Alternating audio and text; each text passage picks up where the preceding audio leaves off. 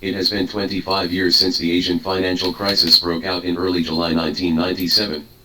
Today, when the global economic stagflation and the risk of recession are rising, and some countries and regions are facing the impact of debt and financial crisis, it is not only commemorative to review and reflect on the background and causes of this crisis, and to summarize the experience and lessons of dealing with the crisis and the enlightenment left to us. And more importantly, be able to learn from history and warn the future.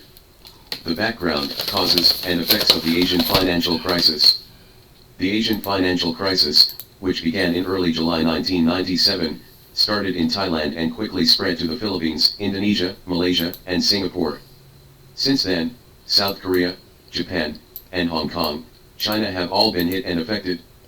In the 10 years from the mid-1980s to the mid-1990s, the above-mentioned economies achieved rapid growth through the development of export-oriented economies, and experienced unprecedented economic prosperity, with an average annual economic growth rate of 7%-10%.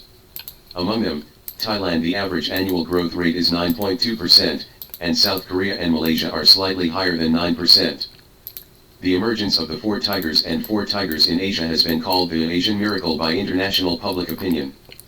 But while the economy is booming, various contradictions and risks accumulated by these economies have also been exposed. First, the influx of external funds caused asset bubbles. Southeast Asian countries generally adopt a development model of high investment to promote high growth. In the case of rising domestic capital costs, large-scale introduction of low-cost foreign capital, some countries' foreign debts account for about 50% of GDP, coupled with weak financial supervision, a large amount of funds flowed into the real estate and stock markets. Not only did asset bubbles generally appear, but also caused mismatches in the maturity of funds. Once capital flight and liquidity contraction occur, high foreign debt and maturity mismatch will trigger a financial crisis. Second, the fixed exchange rate system exacerbates exchange rate risks. Southeast Asian countries are all export-oriented economies with a high degree of dependence on exports. In the 10 years before the crisis, the average annual growth rate of exports of these economies was maintained at 10%-20%.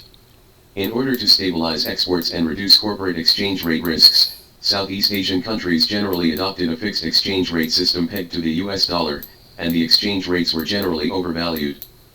After the impact of international capital, the foreign exchange reserves dried up sharply, and finally had to abandon the fixed exchange rate, and the domestic currency depreciated sharply in a short period of time, which became the fuse of the financial crisis.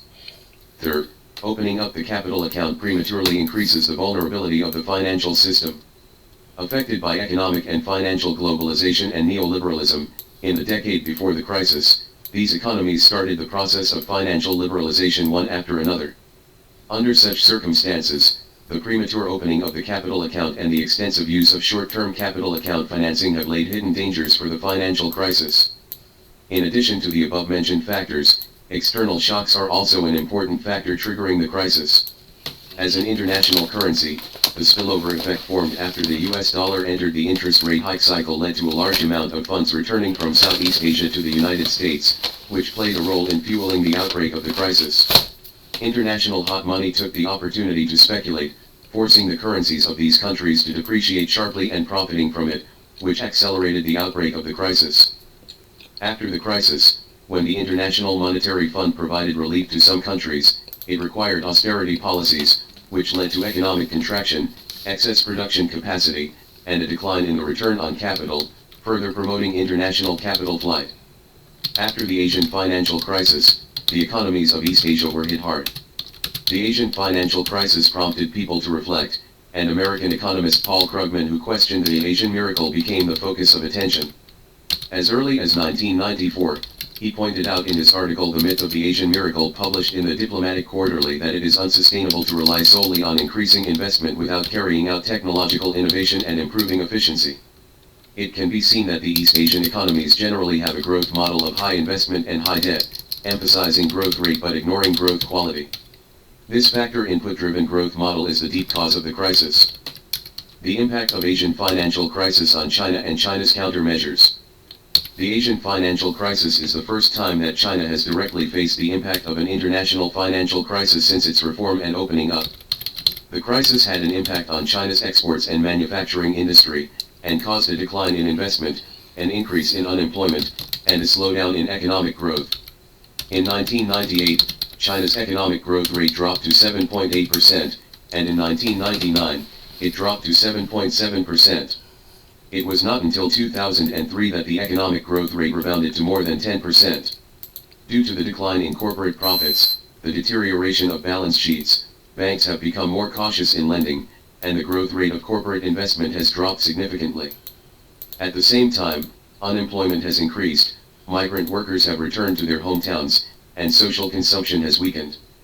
In response to the Asian financial crisis, China has adopted a series of crisis response measures. Adopt a proactive fiscal policy to increase investment in infrastructure, stimulate consumption, and expand domestic demand. In 1998, the central government issued 100 billion yuan of long-term construction treasury bonds to state-owned commercial banks, which were mainly used for investment in agriculture, forestry, water conservancy, transportation and communication, urban infrastructure, urban and rural power grid renovation and construction, state-directly administered grain reserve depots, and affordable housing. From 1998 to 2004, a total of 910 billion yuan of long-term construction treasury bonds were issued, which promoted China's infrastructure construction to a large level and laid the foundation for the next stage of rapid growth. Implement a prudent monetary policy to promote economic recovery. Continuously lowered various benchmark interest rates, and significantly lowered the deposit reserve ratio. In March 1998, the statutory deposit reserve ratio, which will be maintained for 10 years, was lowered from 13% to 8%. Promote a series of reform and opening up measures.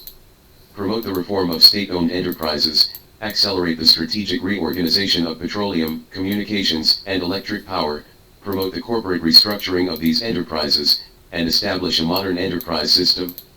Promote the transformation of local small and medium-sized state-owned enterprises, and provide tax cuts and credit support.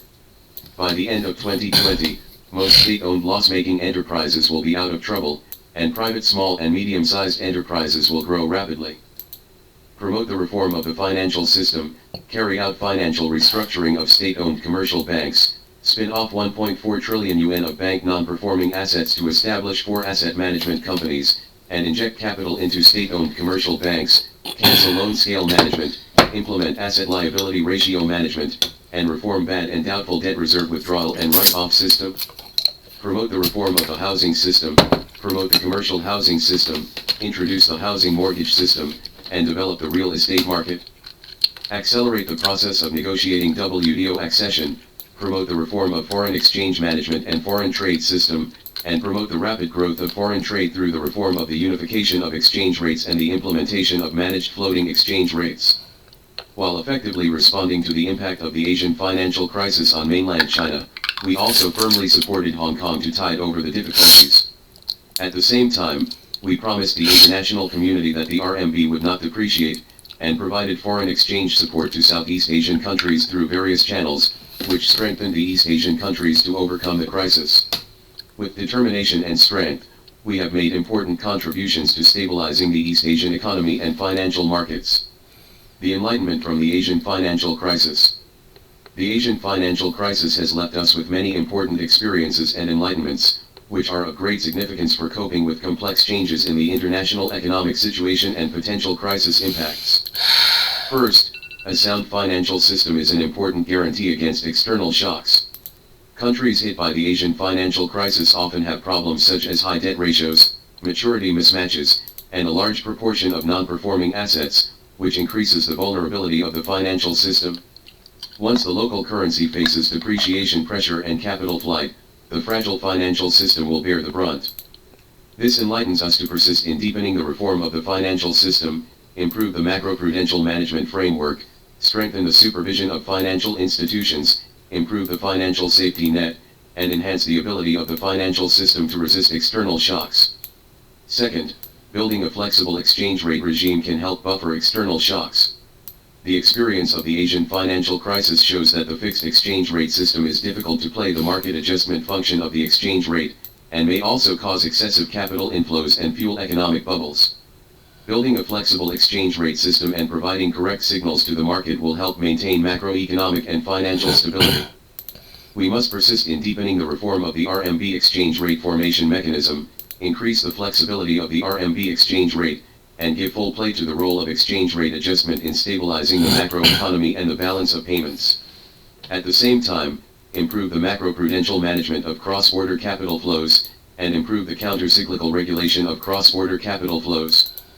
Third, deepening reform is the fundamental way to effectively deal with external shocks. All kinds of contradictions and risks covered up during the period of rapid growth often come to light in times of crisis, which is often an important window for promoting reform. At this time, the resistance to promoting reform is relatively small, and it is easier to reach a consensus. In response to the impact of the Asian financial crisis, China promoted reforms in the fields of state-owned enterprises, finance, foreign trade, real estate, and social security, which not only effectively expanded domestic demand, but also improved supply-side efficiency and enhanced the endogenous driving force for growth. The foundation for a new round of growth was laid. Fourth, only by steadily expanding opening up can we better withstand external shocks. During the Asian financial crisis, my country's capital account was not open to a high degree, which objectively played a role in isolating external shocks, so it was less affected by the impact of cross-border capital flows, but the importance of opening cannot be denied. Closure is not an effective means to deal with crises, and only openness can truly enhance the ability to respond to and resolve crises. In fact, after the Asian financial crisis, my country promptly promoted the reform of foreign exchange management and foreign trade system, and the balance of payments improved significantly, which played an important role in stabilizing market confidence. More importantly, my country actively promotes the negotiations on joining the WTO and integrates into the global economic system with a more open and active attitude, creating favorable conditions for enhancing the international competitiveness of my country's economy. Fifth, transforming the mode of economic development can enhance the ability to resist external shocks. The impact of the financial crisis is fundamentally an impact on the mode of economic development.